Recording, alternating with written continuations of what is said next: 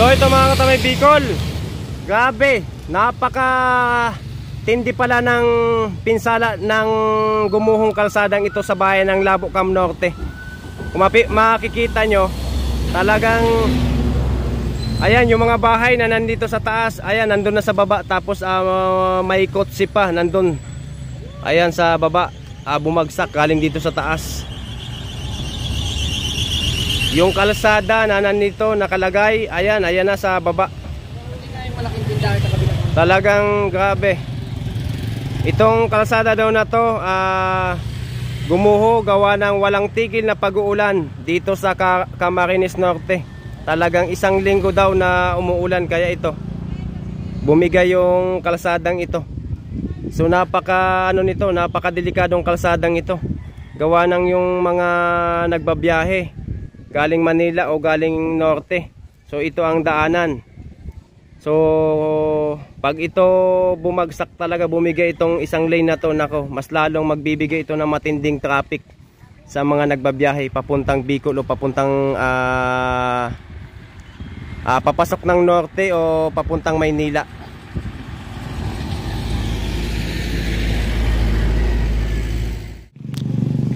Sir, ma'am, good morning. So ano po nakakasakop nitong barangay? Kabatuhan po. Kabatuhan? Bayan pa din ng Labo po. So tingnan natin dito po ang ano. Ito po yung gumuhong mataas, ano? Grabe ano. Sir, ma'am, salamat po.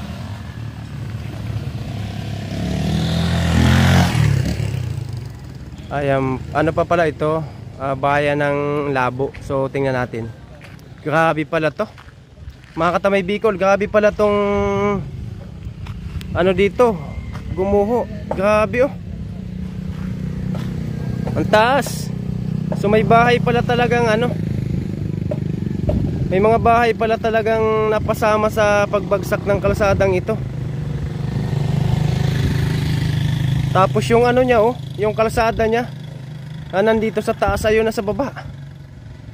O ito na po yung mga ano niya oh, pira-piras yung mga kalsada oh. So grabe. Kaya pala one way na lang ang nadadaanan dito. Ayan, kaya pala yung iba inaabisuhan na pag pumasok kayo sa Cam Norte, ayan, so may madadaanan talaga yung kalsadang ganito mga katamay Bicol oh. One way na lang yung nadadaanan. So ito pong kabila bumagsak talaga. Kaya pala matinding traffic ang nararanasan ngayon. Kasi itong kalsadang ito talagang matindi ang pagka ano. So yung isang bahay nakakatakot pa rin po yung mga katamay Bicol oh. Medyo ano talaga oh. Ano na, kunti na lang, aabuti na ng pag-uho ng lupa. Pati yung isa dun sa likod oh. Taas hanggang dun sa ano pala to, baba oh. Bumigay talaga yung. May kotse pa ito? Saan? May kotse pala dyan, bumagsak pa. May sumamang kotse dyan. So inabisuhan natin mga katamay Bicol yung mga babiyahe po. Ayan yung babiyaheng papuntang Camarines Norte, galing po kayong Maynila. Ayan, so yung galing namang Camarines Sur, kung mapapadaan po kayo dito sa bayan ng Labo, so may madadaanan po kayong isang kalsadang bumagsak talaga siya. Grabe ang pagkabagsak nitong ano na to, gumuhong kalsadang ito. So grabe, napakataas oh. Ayan yung kalsadang nandito sa taas, ayun na sa baba nakalagay.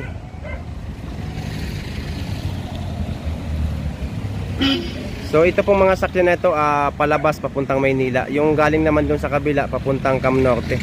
So ito po, nandito po tayo sa Labo Camarines Norte.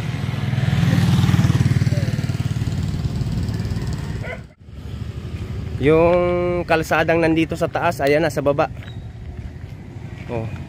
Tapos yung mga bahay na nandito inubos oh, hanggang dun sa baba oh, napadpad.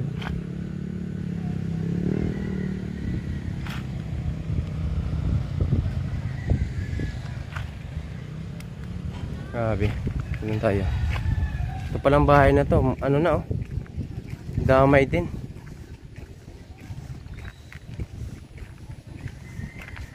Grabe. So nakakaano to. Ah, may kutsi pang nandun sa baba oh. May kutsi nga.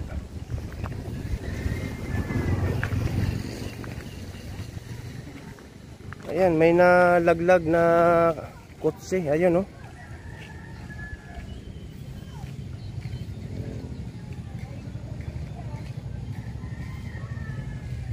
So itong mga bahay na ito nakakatakot pa rin to. Kasi inabot na din pag ng lupa oh. Te, good morning po. Good morning. Yung bahay niyo po medyo ano na. So, nakakangamba to. Baka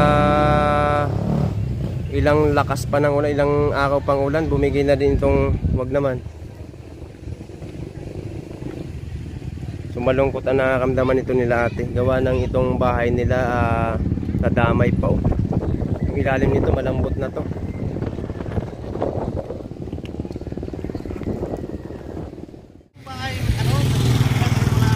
Ay, dyan, yung bahay nyo po umabot pa yung crack? Nag-crack yung mga flooring namin. Ah. Tiyo itong ano na ito nasa Mga 1 inch ang itinaas. Parang gumanon siya. ah, gumanon po siya. Ano po ang case nitong nitong ano na to? Sa sobrang ulan baga. Ah, sobrang ulan po talaga? Ulan masyado. Opo ano? Ilang araw. Ulan. Ah, isang linggong ulan? Grabe po ano?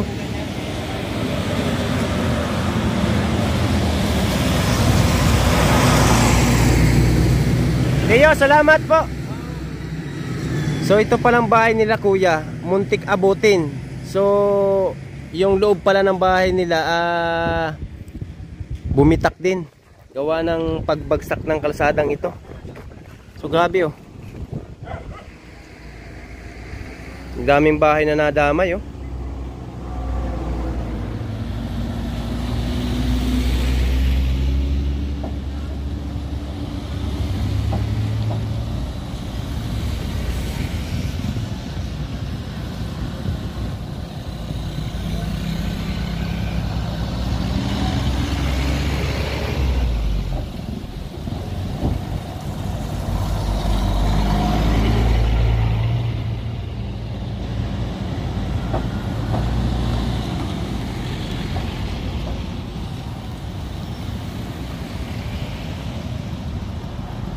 Nandito tayo mga katambay Bicol sa gumuhong kalsadang ito sa bayan ng Labo Cam Norte. So inasahan natin mga katambay Bicol yung matinding traffic na naman makakanasan natin. Lalo na ngayong parating yung bagong taon. So ito po papuntang Camarines Norte itong mga ano na to galing Maynila. Sabi oh. Yung ibang bahay talaga aabutin na din. So yung ibang bahay nandun na sa baba. Napakalawak ng pinsalang ito. Ayan oh, napakalawak. Itong isang kalsada muntik pang madamay. Kaya nagkukos ng matinding traffic. Ayan dito sa Bicol. So itong mga kalsada mga katamay Bicol na bumagsak at mga gumuho. So ito pa ng mga bahay na to, nandito ito nakatayo sa tabing kalsadang ito. So yung pagbagsak niya, nadamay yung mga bahay na nandito. So ito pa lang pagkos ng pag-uho nito, ilang araw daw na walang tigil na pag-uulan dito sa Cam Norte. Kaya ito, bumagsak yung kalsada.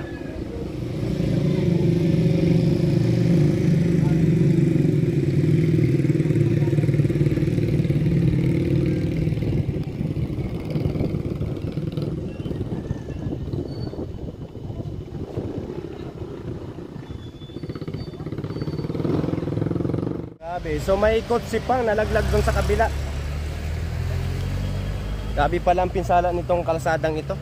Pag ito bumagsak na ano na to, nako yung papasok ng Dait Camarines Norte, nako mahihirapan na. Dapat maayos talaga to ng maaga. Gawa na baka bumigay pa din to kasi pag matinding pag-uulan na nakanasan dito, nako napaka tindi pala ng pinsala ng gumuhong kalsadang ito sa bayan ng Labo Cam Norte. Kung makikita nyo, talagang ayan yung mga bahay na nandito sa taas, ayan nandun na sa baba, tapos may kotse pa nandun, ayan sa baba, bumagsak galing dito sa taas. Yung kalsada na nandito nakalagay, ayan na sa baba. Talagang grabe. Itong kalsada daw na to gumuho gawa ng walang tigil na pag-uulan dito sa Camarines Norte. Talagang isang linggo daw na umuulan, kaya ito bumigay yung kalsadang ito. So napakadelikadong kalsadang ito. Gawa ng yung mga nagbabiyahe galing Manila o galing Norte. So ito ang daanan. So pag ito bumagsak talaga, bumigay itong isang lane na to, nako, mas lalong magbibigay ito ng matinding traffic sa mga nagbabiyahe papuntang Bicol o papuntang papasok ng Norte o papuntang Maynila.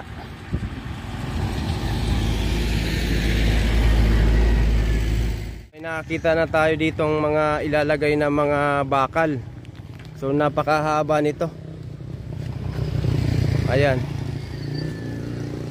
Grabe.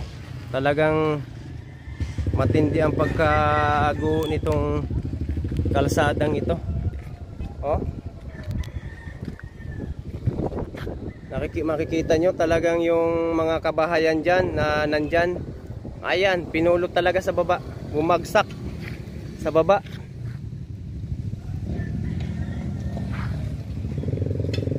Grabe oh.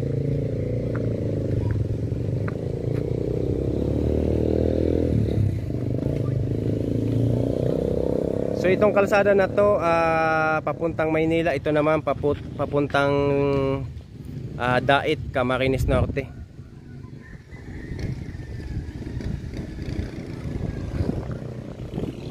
Taas nito, grabe. Oh. Lumambot yung ilalim ng lupang ito. Gawa ng walang tigil daw na pag-uulan. Isang linggo daw na walang tigil na pag-uulan. Kaya ayan, yung kalsada bumigay talaga.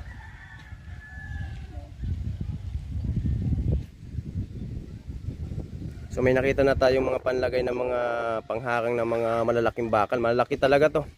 Kita nyo, hindi ito birong mga ilalagay na mga ano na to, bakal na to.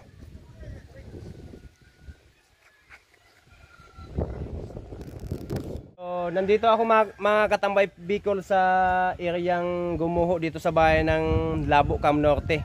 Kung makikita nyo, matinding pinsala talaga ang nangyari sa kalsadang ito. Gawa ng napakalawak ng ano nyo, pati yung mga bahay nadamay. Ayan, so pinulot doon sa baba yung mga bahay oh. Tindi. So inaabisuhan natin yung mga magbabiyahe po, lalo na ngayong pakating ang bagong taon. So kung dito po ang daan nyo, ayan, galing kayong Maynila, at kung galing naman po kayong Camarines Sur, galing Bisaya, ayan yung mga nakamotor, mga nakakotse, so pwede po dito dumaan. Kaso may madadaanan po kayong ganitong kalsada. Ayan, bumagsak talaga po siya. Dulot ng matinding pag-uulan, isang linggo daw na pag-uulan dito sa Camarines Norte. Ayan, bumigay yung kalsadang ito. So grabe oh. So yung nakatira doon na matanda kanina, kinausap natin. So hindi talaga makausap. Parang natutruma pa sa nangyari dito sa ano na to, kalsadang ito. So hindi natin makausap yung matanda. Kawawa naman yung mga bahay na nasira dito, yung mga nakatira dito mga tao. Grabe oh. Laki nito. Tagal-tagal tong ayusin.